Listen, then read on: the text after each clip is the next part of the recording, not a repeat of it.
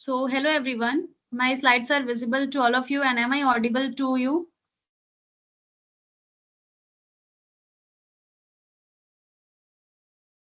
It's raining so Yes, ma'am. badly since morning.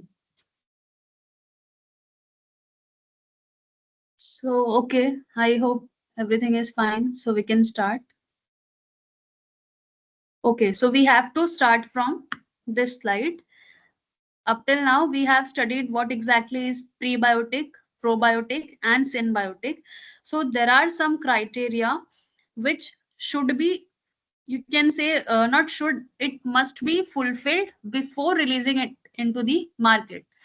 Like it should be non-pathogenic one, because obviously we are consuming live microorganisms, so it should be non-pathogenic. Non-pathogenic means it should not be able to synthesize any kind of endotoxin or any other toxic product in the host, so that no inflammatory responses will be generated. So this is the foremost criteria, which is very, very, very important, because if it is involved in producing the endotoxin or any other toxic product, so it will generate inflammatory responses as soon as we will consume all those probiotics. And it should be acid and bile tolerant, because this is the normal physiology of our body, that our body secretes different kind of acid like HCl in our stomach, and bile by our different normal physiological mechanism says that it synthesizes. Every organ has a different condition, like every organ has a different amount of water content, different pH environment, and also every organ is involved in synthesizing different kind of fluid. So ionic balance is also different in each and every organ of our body. So it should be tolerable enough that it can uh, tolerate wide variety of environmental condition.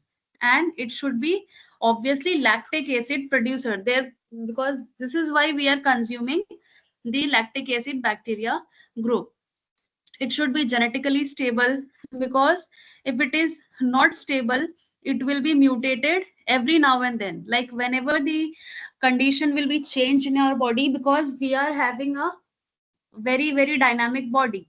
Whenever we are introduced, whenever our human body is introduced into some new environment, or if it is involved in producing different kind of you can say biochemical compounds, so it will overall alter the genetic profile of the bacteria, because the bacteria will respond towards whatever is synthesizing in its environment. Suppose if it is high in glucose, high in salt, high in acid, high in alkalinity, so everything will be sensed by the bacteria, and in return it will respond towards it either by synthesizing something. So the criteria says that it should be genetically stable, because if it is not stable, it will be changed every now and then whenever the environmental conditions are unfavorable. So this is not a good property for a probiotic to be, because it should be stable enough. It should not be reactive that much, because already we are having a different kind of microorganism in our different organs of the body. As we have studied in the first unit, the gut microbiome, like our stomach has some different bacterial group, our intestine has some different group, our mouth has some different group. Overall our body has different kind of microorganism residing there. Antigenotoxic property, this is nothing but the if the body is producing any kind of lipopolysaccharide, whenever we encounter any pathogen or any kind of infectious condition, so our whatever probiotic we are taking, the bacterial strain should be anti-genotoxic. It means whenever there is a foreign material in the environment, it should not be reactive, so that it will not generate any inflammatory condition in our body. And another one is, which is very important, is it should be robust. Robustness is the uh, utmost requirement for a probiotic, for a bacteria to be regarded as an ideal probiotic. And it should be, why robust? Because our body has, as I told, it has a dynamic environment, so it should be a great survival, that it can tolerate wide variety of environmental condition, be it a pH condition, acidity, or high nutrient condition, or lack of nutrient condition. So it should be a tolerant enough strain. Now come to the next point, that is prebiotic. As probiotics are live microorganism, these are the dietary fibers. We take fibers, or you can say we take some nutrients that will enhance the, or you can say that will stimulate the growth of the required bacterial strain, which is the probiotic. So many a times, not many a times, majority of times, or you can say nowadays, every probiotic is supported by a prebiotic. Like your doctor will always prescribe, after giving you a probiotic, that you have to take this kind of diet. You have to take carb rich diet, protein rich diet, and likewise, whatever probiotic he or she has suggested to you, as per that, he or she will recommend you to take diet of this kind of nutrient. So prebiotics are mostly fibers, dietary fibers, that are not digestible food ingredients and beneficially affects the host health by selectively stimulating the growth and or activity of some genera of microorganisms in the colon, generally lactobacilli and bifidobacteria. So as I have told, that prebiotics are dietary fiber that will support the growth of the required microorganism in our different part of the gut. So if it is required that lactobacilli population needs to be increased, so it will facilitate the growth of the lactobacilli. So an ideal prebiotic also have a some requirements or some criteria which needs to be fulfilled before it can be released into the market. So an ideal prebiotic should be resistant to the action of acid in the stomach, bile salt, and other hydrolyzing enzymes in the intestine, because our in our gut, different kind of hydrolytic enzymes are synthesized. For example, amylase, uh, lipase. So different kind of enzymes, trypsinase. So these enzymes are responsible for hydrolyzing the complex polymers. So if the bacteria is sensitive enough, so it will be hydrolyzed. Its outer component will be, because a bacteria is nothing but a biochemical molecule. It is made up of its outer layer is made up of, cell wall is made up of what? Peptidoglycan. So peptidoglycan can be easily degraded by which enzyme? Lysozyme. So it should be tolerable enough uh, against the hydrolytic enzymes, bile salt, acid, and it should not be absorbed in the upper gastrointestinal tract, because it had to be present where it is required. And also it should be easily fermentable by the beneficial intestinal microflora. The bacteria which is capable of doing fermentation is a good property, because whenever we are consuming a carbohydrate rich diet, that needs to be converted into some easily digestible nutrient. So this is also the utmost requirement of a ideal prebiotic. Now WHO defines prebiotic as a non-viable food component that confers health benefit. If you define the probiotic, you will not use non-viable, you will use viable, because you are ingesting live microorganism as a supplement. So you will use viable, and prebiotics are non-viable because you are not ingesting microorganisms for the supplement. So whenever you will consume prebiotic, it will do what? It will confer the health benefits on the host associated with modulation of the microbiota. It will facilitate the growth of good bacteria, not the bad bacteria. It will suppress the growth of bad bacteria. How it will suppress the growth of bad bacteria? Because it will selectively provide the nutrients. Because for each and every microorganism or bacterial group, there is a certain specific nutrients. So whenever you are taking a specific nutrient, so that will only support the growth of a particular type of bacterial group rather than all the group. So we are not taking a general nutrient, but specific nutrient that will support the growth of only a specific bacterial population. So this way it only increase the population of good bacteria and not the bad one. So prebiotic form a group of diverse carbohydrate ingredients that are poorly understood with reference to their origin, fermentation profile, and dosage required for their health effects. So still different groups are involved who are actively doing research to provide a prebiotic which uh,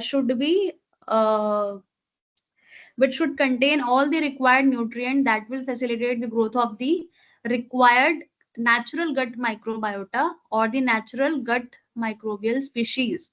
So it is still under uh, consideration that which kind of dietary fiber will increase the growth of a particular gut microbiome. So a lot has to be yet to be revealed. So some of the sources of prebiotic includes the milk produced by the lactating mothers, and also because that is rich in wide variety of nutrients, and also they are rich in IgA. So for the infants who don't have the developed immunity, the immunity is still under development. So for the infants, the breast milk, which is known as the colostrum, so that is rich in IgA. So for infants, the lactating mothers provide the breast milk, which is a rich source of antibodies for the infants because their immunity is still under development. So they directly take the immunization from their mother. So this is a very important thing. This that is why the breast milk is recommended for all the infants other than the market supplement. And also soybeans, which we regularly consume, inulin sources, and apart from the inulin sources there are several more, uh, like you can say the raw oats, or you can say the different kind of whole grain we take are rich in dietary fibers. So anything which we take is rich in fiber will support the growth of particular type of microorganism group. So whatever we are consuming in unprocessed form, that is not processed, so it is known as the dietary fiber, and it will not raise our any kind of blood glucose level because they are not rich in that they are not their glycemic index is very low. So whenever you will consume any kind of fiber, you will be uh, no longer hungry for several hours. So that is why fibers are recommended for those also who wants to lose weight. This is the reason.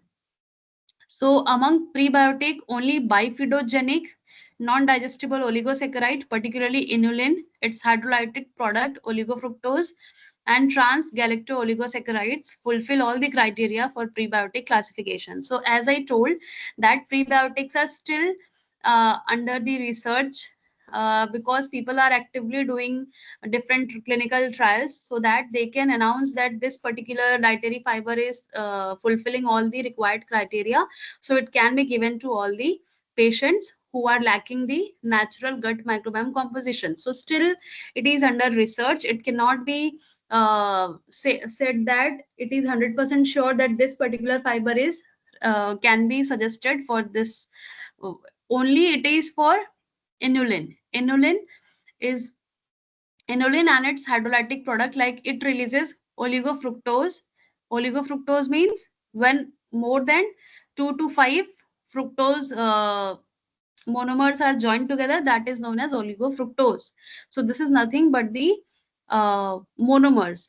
When more than 2 to 5 monomers clump together, they are known as oligosaccharide.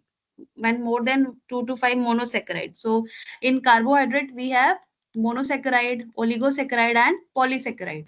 So monosaccharide is, it can be synthesized into a single monomer. And in oligosaccharide, more than 2 to 5 monosaccharide clumped together, and polysaccharide, there are so many repetitive units of the oligosaccharide. So up till now, the inulin enhances the concentration, you can say, composition, you can say, of the bifidobacteria. So it is safe to use and it is recommended to many of the patients. Now, this is again same, the properties of an ideal prebiotic. So active at low dosage. This is the very required category. Like we always go for the active dosage composition. We always identify that at what dose it is very effective. So if you are taking 5 mg of any drug and that it is effective, but if you are taking only 0.1 or let's say 1 mg, so you can say this is A and this is B. So you can say B is more efficient because it is even active at its lower dosage. So the drug should be active enough at low dosage also, because not more is required, because whenever we take more of the drug, it may cause some inflammatory responses because our cell will be saturated and it may lead to some inflammatory responses. So whenever we are taking the drugs at a lower amount, so there is it's a good thing that our body will not respond against it. It will take it in a positive manner for the cure purpose.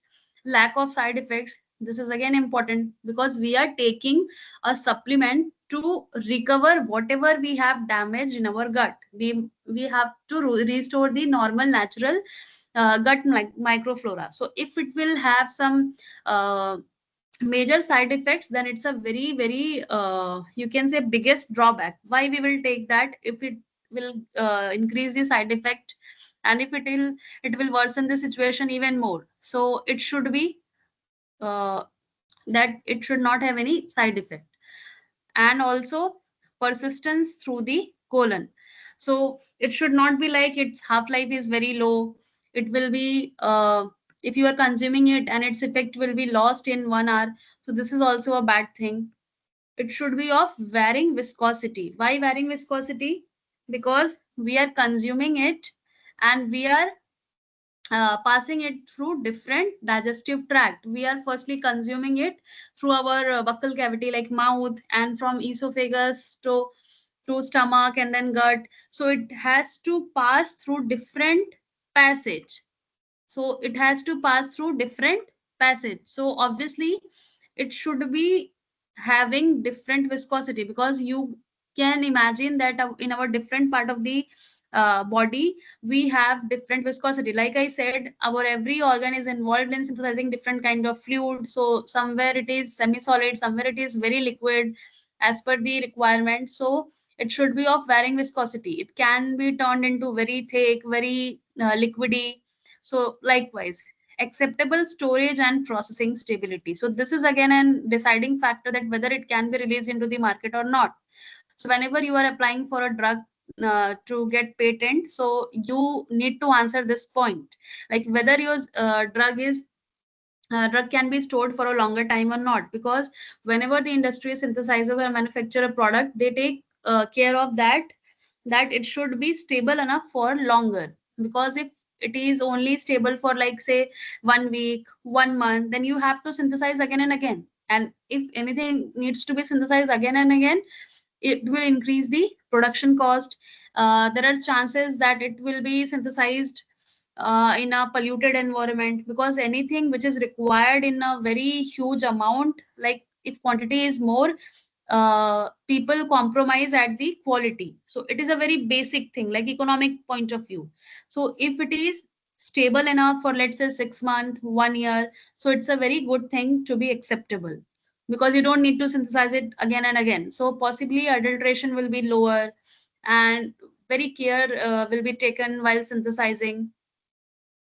Ability to control microflora modulation, because as I said, in our gut, in our small intestine, in our large intestine, in our pancreas, we are having different microbial diversity. Like there are wide variety of bacterial group A, B, C, D.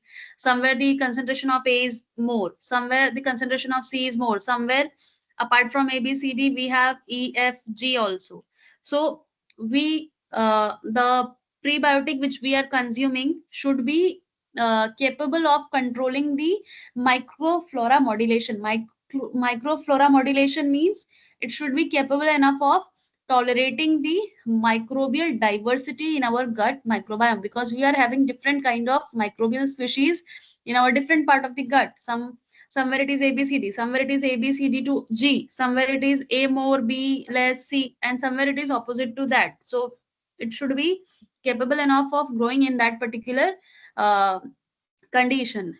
Varying sweetness, how some anything which is sweet in taste is, what is the reason behind this sweetness? So as you all know, monosaccharides are the reason behind the sweetness, and this is the reason carbohydrates are also known as sugar. So it should be of different degree of sweetness. So uh, some monosaccharides, or you can say some polysaccharide, have increased amount of sugar in it, so it will be very sweet. If its monosaccharide content is high, if the monosaccharide content is low, the sweetness will be also low, because the sugar content is ultimately low. So this is the important criteria which needs to be fulfilled for a prebiotic to be released into the market for the human consumption. So you need to fulfill all these things if you want to release your product into the market. So prebiotics such as inulin and pectin exhibit several health benefits, including the reducing the prevalence and duration of diarrhea, relieving inflammation, and all those gastrointestinal disease. They are capable of curing that, and also they reduce the risk of factors like cardiovascular disease, promoting satiety, weight loss, and thus preventing obesity. Like, see, as our gut microbiome is responsible for controlling different axes like gut brain axis, gut liver axis, uh, gut heart axis, gut pancreas axis, and many more. So if you are balancing your natural microbiome by taking supplement, so the risk of different diseases, as your microbiome is able to manage different axes in an equilibrium, or you can say homeostasis condition is maintained, so the risk of cardiovascular disease decrease, and also it will lead to low inflammatory responses. So you can say, if your inflammation is low in your body, your reports will be more or less equal to normal condition. So whenever there is an inflammation in your body, it will lead to different kind of disease. The theory is very, very simple behind our human body. Our human body will be good to go and it will be healthy enough if your inflammation is lower. Because what inflammation will do? Inflammation will release reactive oxygen species. It's a one way that it will release reactive oxygen species. So if reactive oxygen species will increase, it may lead to different signaling cascade, and it will directly attack on cardio. It can cause cardiovascular disease by affecting the normal circulatory mechanism of our body. It will affect the heart functioning, and also it is the major mediator of arthritis and joint pain and all those disease. So whenever you are having whenever our old age people are complaining about the arthritis, their reactive oxygen species levels are measured, because it is highly increased in the arthritic patient. So this way, and also whenever you are having inflammation, we are having immunity, or the, you can say, the defense mechanism are there in our body. So our defense mechanism will do what? They will be constitutively uh, active towards fighting against the inflammation. So they are involved in a task which is not at all required. So your energy will be drained. So whenever your body will encounter a pathogen at that time, so it will lead to a very severe damage, and a very severe infection may cause. So this is the reason that whenever you are having a very uh, healthy body, then you can equate that your body inflammation level will be very low. So try to bring down the inflammatory responses in your body. So there are so many herbal drinks which you can take, which is known to cause that it will reduce your inflammation level. Like the most important one is a green tea. Green tea is a what it do? It is a very good stimulant that is rich in different kind of bioactive molecule catechol. So they are known to decrease the level of inflammatory responses. So it will reduce your extra weight, it will burn down the fat, it will increase the fat burning mechanism in your body, like beta oxidation of fat cells. So anything that is anti-inflammatory, you need to incorporate in your diet, like you can say garlic, all these spices, Indian herbal spices you can take in your food. So all those things are, whenever there is written anti-inflammatory, so people are nowadays, even our medical sciences is focusing on the herbal products that are rich in inflammatory ingredients, because this is the very correct way and a very cheaper way to consume all those spices which do not have any side effect if it is consumed in an appropriate amount. Again, I am saying if it is consumed in an appropriate amount, because all those things are uh, very heat releasing. So if you are consuming it in a larger amount, so you may have some peptic ulcer, stomach ulcer, intestinal ulcer, all those things can happen. So anything that is beyond the required level will always harm your body. So this is all. Now synbiotic. So synbiotic is nothing but the combination of probiotic and the prebiotic. So the combination of probiotic and prebiotic is known as synbiotic. The concept behind this synbiotic is that, so originally first probiotic was discovered, then after that prebiotic was given. But nowadays, since you can say 1 decade, or if I'm not wrong, 2 decades, you can say that all the dietitians and the doctors have observed that if we are offering the patient or recommending the patient with only probiotic, there are chances that the microorganism will not be able to grow properly, because they need the exact nutrients, because they are a live cell. So every live cell in your body requires energy. So where they will get energy from nutrient, normal nutrient, carbohydrate, protein, fat, vitamins. So uh, it was observed that only probiotic was recommended, the bacteria was not able to grow properly.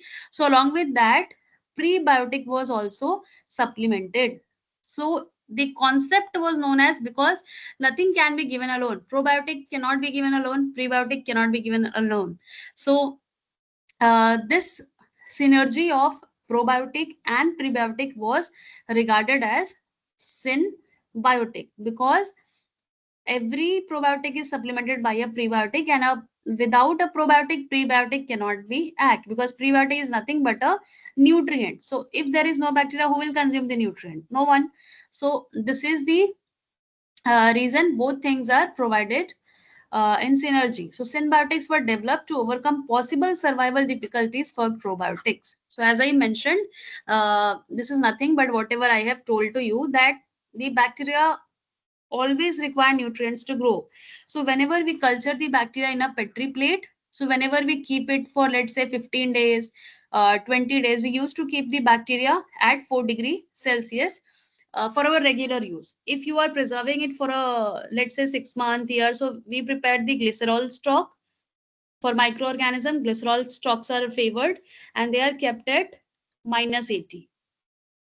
So this is for storage purpose. For if you are working actively, like you are using it again and again, so we can streak it in a Petri plate, then we store it at 4 degrees Celsius. So whenever we observe this plate after 15 days, let's say 20 days, the thickness of the nutrient will be lower. This is an agar plate, nutrient agar plate. So if you will observe it after 15 to 20 days, then you will observe that the thickness of the layer, suppose the initial thickness was this much, so it will become like this. So it suggests that the nutrients were utilized by the bacteria streaked on to the nutrient agar plate.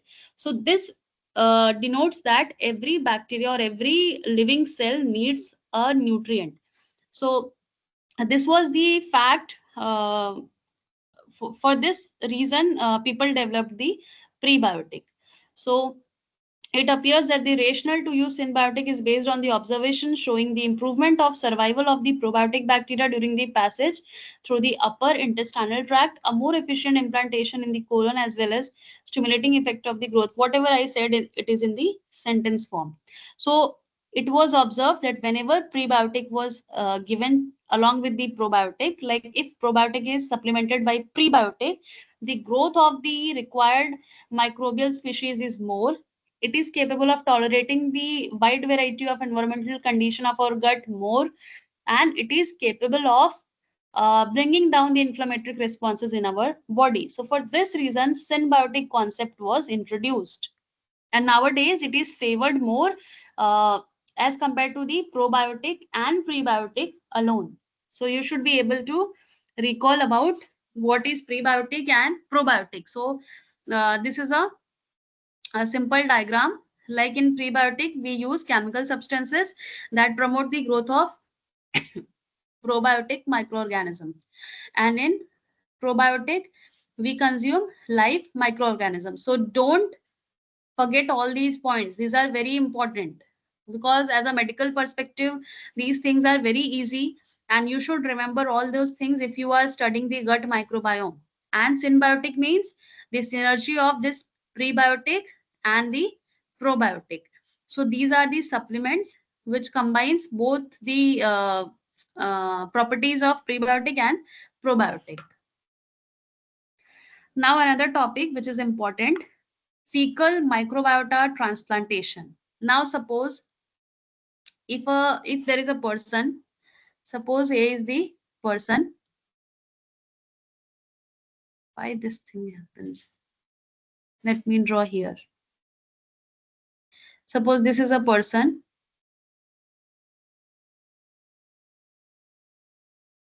A, and this is a person B. So if A has measured or diagnosed its gut microbial composition, so it has about 30% loss of its natural gut microbial population. So if it has lost 30% of the total gut microbial population it has, and this is the patient B, it has lost about 70 to 80% of its normal gut microbial composition. So can you imagine to give this patient, to keep this patient only on the prebiotic and probiotic, or you can say symbiotic? Is it a good decision to provide only, or to keep this B patient with only prebiotic or probiotic or whatever symbiotic?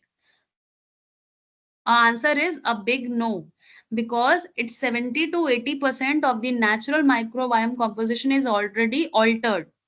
Like it don't have any we have studied different kind of dysbiosis, the levels of dysbiosis. So already this patient is suffering from level 3 dysbiosis, and this patient is suffering from level 1 or early level 2, you can say. So you can keep this patient A on the supplementation of prebiotic, probiotic, symbiotic, but you cannot just rely on to the supplementation for the patient B. You need some immediate action, because it's already 70 to 80% of the natural microbial species has gone. Nothing is there in the gut.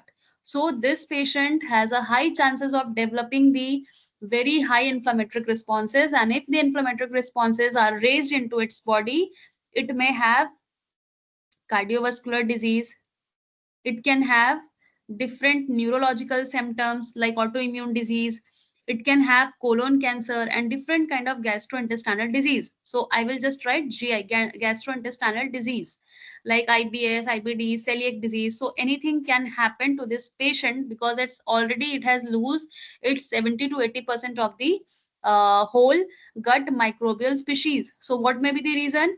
It might be that it is it is an obese person, or it is on medication for so long, that is why its natural composition is disturbed, or it is involved in some different drug related thing, alcoholic, or also you can say the environmental factors are not so pleasing, like it is residing in the highly polluted area, highly populated area, because highly populated means pollution will also be high. So all these things are the condition for the patient to raise its inflammation in the body. So for that reason, like the rationale behind developing this fecal microbiota transplantation, that is abbreviated as FMT, is that whenever there is an irreversible damage, that damage cannot be reversed, we need to provide exogenously the required gut microbiome, because if we are not providing it, there is high chances for the patient to be suffered from this all these metabolic diseases. Also the diabetes mellitus, I have not written here, diabetes mellitus can also be caused to this patient. So for that reason we do fecal microbiota transplantation. So this is the administration of a solution of fecal matter from a donor into the intestinal tract of a recipient in order to directly change the recipient microbial composition and confer a health benefit. So if you remember, if you are a person who regularly attend my lecture, you will be able to recall each and everything which I used to explain. So we have studied dysbiosis level 1, dysbiosis level 2, dysbiosis level 3. So in dysbiosis level 1, only a few percentage of the natural gut microbiome composition is altered. In second, the good bacteria composition is decreased significantly. And in third, all good and bad bacteria, it loses. It means the total microbial composition is very low. Despite the you are considering the composition of bad or good, everything is at its low concentration. So you can say you have to immediately provide this third dysbiosis level patient with the transplantation, because you can relate this, you can go for hair transplantation, you can go for kidney transplantation, you can go for different skin based transplantation thing, bone marrow transplantation. So if any organ can be transplanted, so a microorganism are the lowest in size, they are only in micrometers, so why cannot they be transferred in our body whenever it is required? So nowadays fecal microbiota transplantation is also the need of the hour for those patients who are immunocompromised, for those patients who have lose all of their natural gut microbiome composition because of their, you can say, anthropogenic activities or the natural activities of the environment.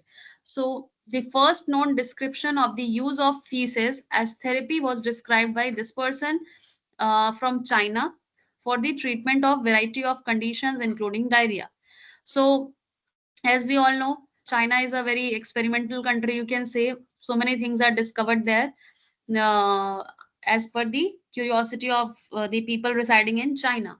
So this is again firstly introduced in the China. So the process usually involves first selecting a donor without a family history of autoimmune, metabolic and malignant diseases, and screening for any potential pathogens. So this is the requirement, because to be a donor, we should be healthy from any kind of autoimmune disease, metabolic disease, and malignant disease nowadays. Nowadays, because we are exposed in an environment that is full of pollutants, so our malignancy tests are also done. Our different metabolic profiles are also measured, that whether we are having any metabolic disease or not, because whenever we are having any kind of metabolic disease, autoimmune disease, it means inflammation level will be higher.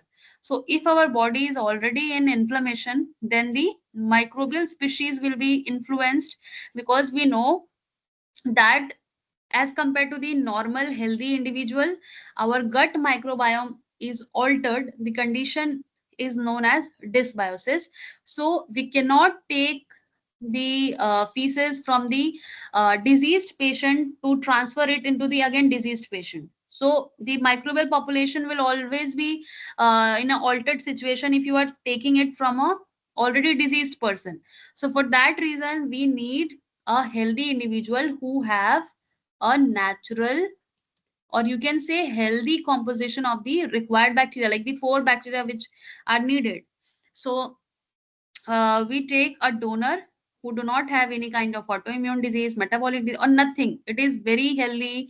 Every parameter is normal, and it's activity level, or the, you can say, stamina level is also at its best, so you can take that person as a donor of your fecal microbiota. So the feces are then prepared by mixing with water or normal saline, followed by filtration step to remove any particulate matter. So as you all know, the firstly what they do, they derive the feces of the donor, and then they mix it with water or a normal saline. Normal saline means 0.9% NaCl, that is used in the laboratory to extract out the cell, or to extract out any buffer, any intracellular component from the cell. So this is normally used as a normal saline, and this is also known as brine. So you can say, after mixing the feces in water, this is filtered to remove the solid part, and the mixture can be administered through a nasogastric tube.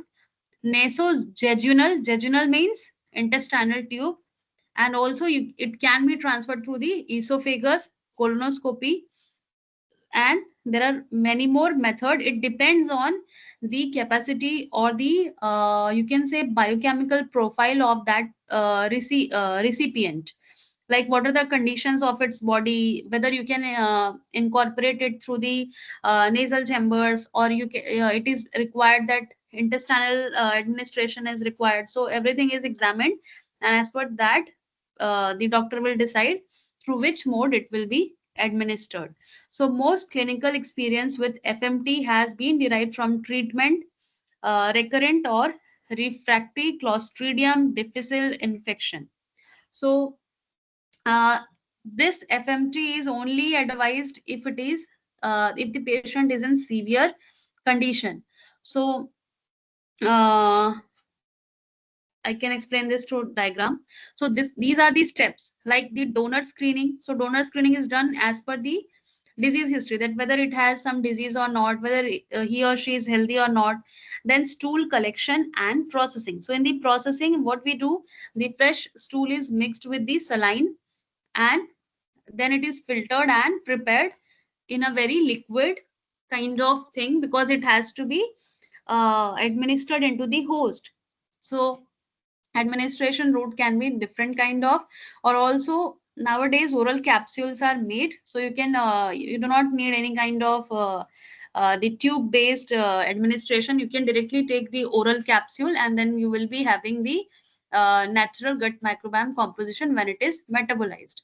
Patient monitoring, because obviously when there is a transplantation kind of thing, the patient is under monitoring, because anything can happen to that patient. You never know that how your immunity will be responding towards any of the situation or condition you are providing to your body. Sometimes it is good, sometimes it can be worsen whenever you are offering any kind of immediate change in your body. So for that also doctors do what? Doctors do acclimatization. Acclimatization. So this word is like acclimatization is a word used in research basically. So it means that whenever you are having a patient in the hospital, so doctor will say, try to be cool and calm, have peace, and you don't need to worry, don't take stress, everything will be fine. So doctor used to keep that patient, allow them to be adapted in that particular environment, and mentally and physically prepare for the any surgical thing going to be happen, or any surgery, any operation, or anything. So that is known as acclimatization. So it means you need to prepare that person, or in tissue culture we say whenever the plant is grown in a greenhouse.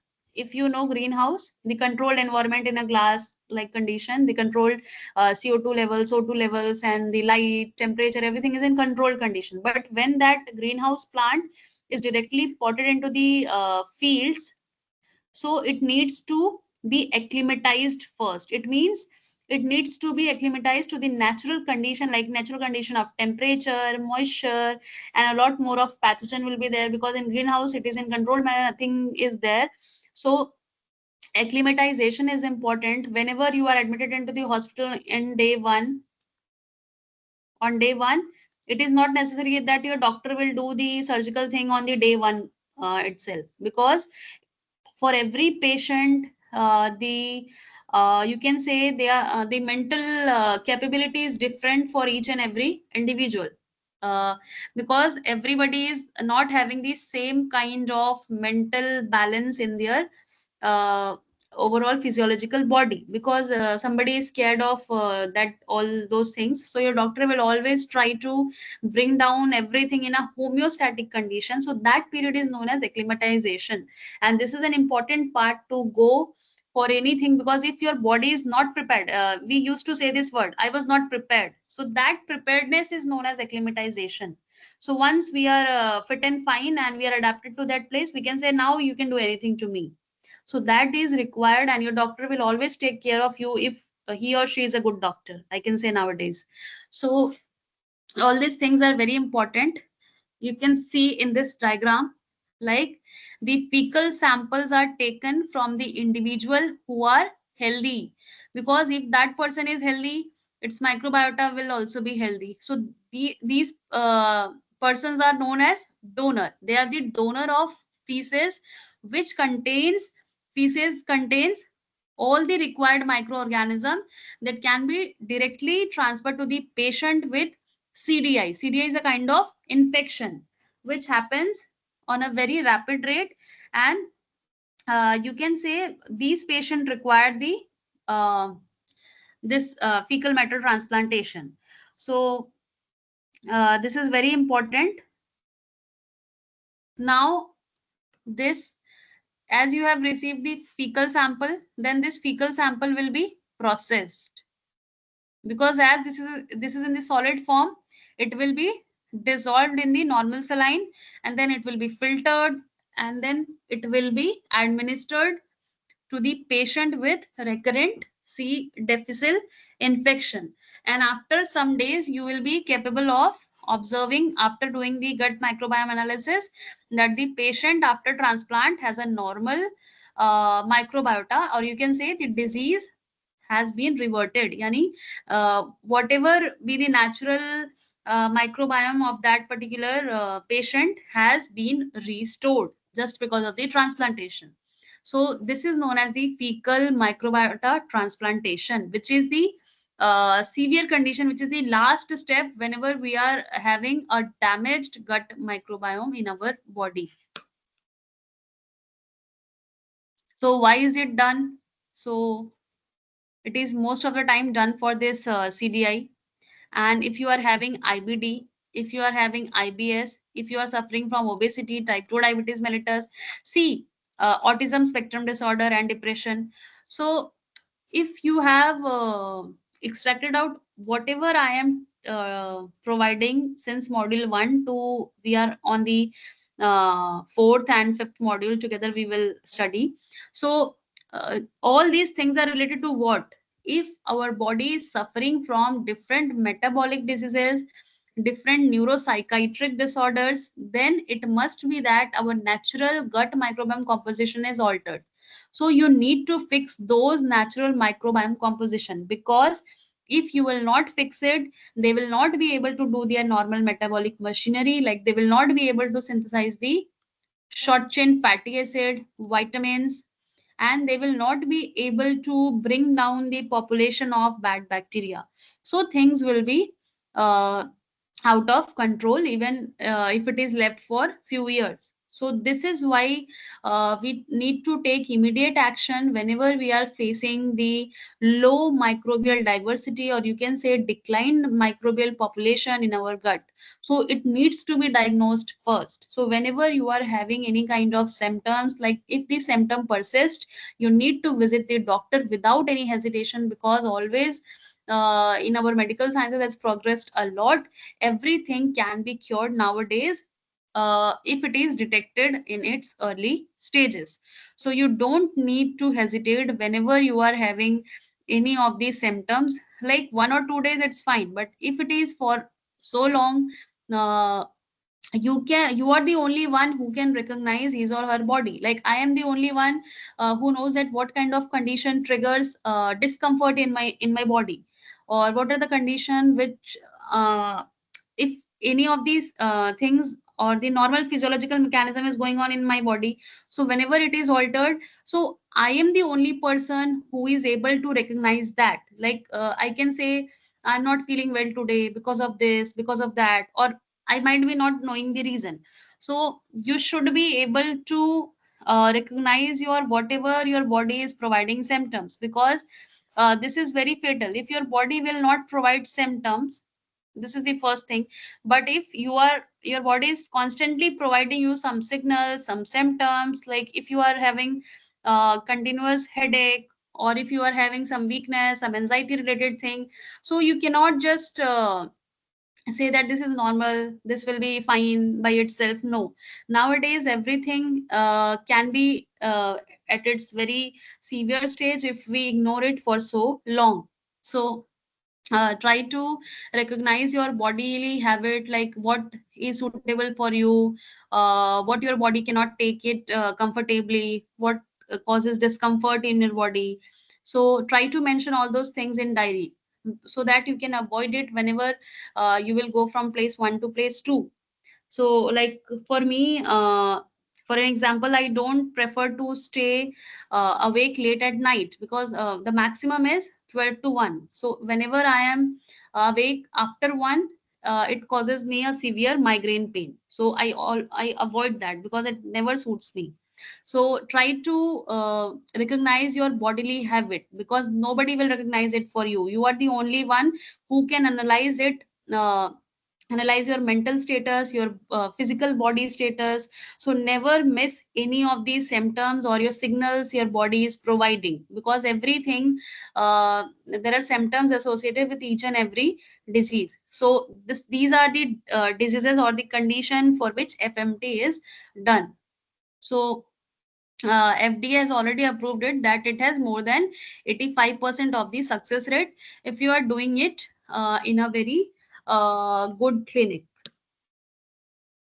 Now, mechanism is action is very easy. Like it will restore the normal microbial diversity, because we are providing the microorganism. So whenever you are taking a cell in your body, so it will itself undergo cell division, and it will increase the population. So this way it restores the bacterial diversity in your body. It will suppress the pathogenic bacteria, it will enhance the immune regulation also, and by synthesizing short chain fatty acid. So these are the way through which the fecal microbiota transplantation leads to success.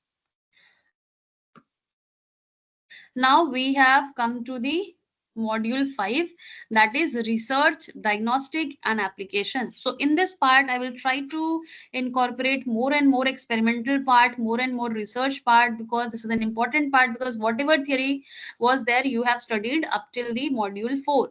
Now you need to have some insights about how research is done, how next generation sequencing help to recognize the microbial population, because our gut is having so many microorganisms in our body. So how people have, or the researchers have organized that our gut microbiome is rich in this bacteria, that bacteria, A, B, C, D, let's say.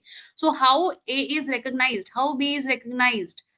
So this is through the sequencing. So what is next generation sequencing? What is microbiome analysis? Because when if you are a life science individual, life science candidate, you have seen like in LinkedIn, every LinkedIn post, people are hiring for the individuals who are experienced in NGS, who are experienced in microbiome, who are experienced in bioinformatics. Like all these things are very, very, you can say, need of the hour. So you need to have insights about microbiome research, how a normal microorganism can be taken into consideration up to its microbiome analysis, like its genome analysis, its transcriptome analysis, its protein level, its genomic level. So everything you need to study in this module 5. So we will start it from tomorrow, we have to end it by Friday. And obviously AI ka zamana hai, AI and machine learning and microbiome based diagnostic, because without bioinformatics, without AI, you will not be able to recognize any of the things in your, because we are having a huge population of microorganism in our body. So through bioinformatics we have compiled, we have made directories, we have made database. So all those things are easy. Now, ethical and regulatory aspects in microbiome therapy, like whatever advancement you have seen in biotechnology, or you can say life sciences, always there will be ethical part in that, because whenever you are playing or doing anything with microorganism, always there will be people who will raise question on whatever you are doing, because all those things have to do with some ethical issues of ethical concern of the people, or the regulatory aspect. Like, you cannot take any microorganism from the environment, because all those things which you are using in your research should be ethical enough to be taken it for a longer run. So what are the different regulatory aspects set by WHO, that what are the criteria that you can use only this bacteria, only this much amount of bacteria, only from this patient, only from that patient. So all those things are some guidelines kind of thing you will study. So this unit will be icing on the cake kind of thing. Like, you have studied a practical thing, wholesome theory thing. Now you will be able to learn the experimental kind of thing. So try to be regular in for only 4 days. We have only 4 days: Tuesday, Wednesday, Thursday, and Friday. So try to attend this class. What to say, in a live mode.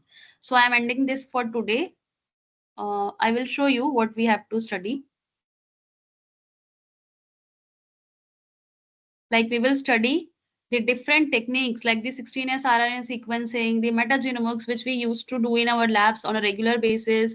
What is sequencing, how it is done, what is the role of bioinformatics. So everything will be done, and I will explain each and every thing. So we will study this. So for now, I am ending the session as it is already 10:05.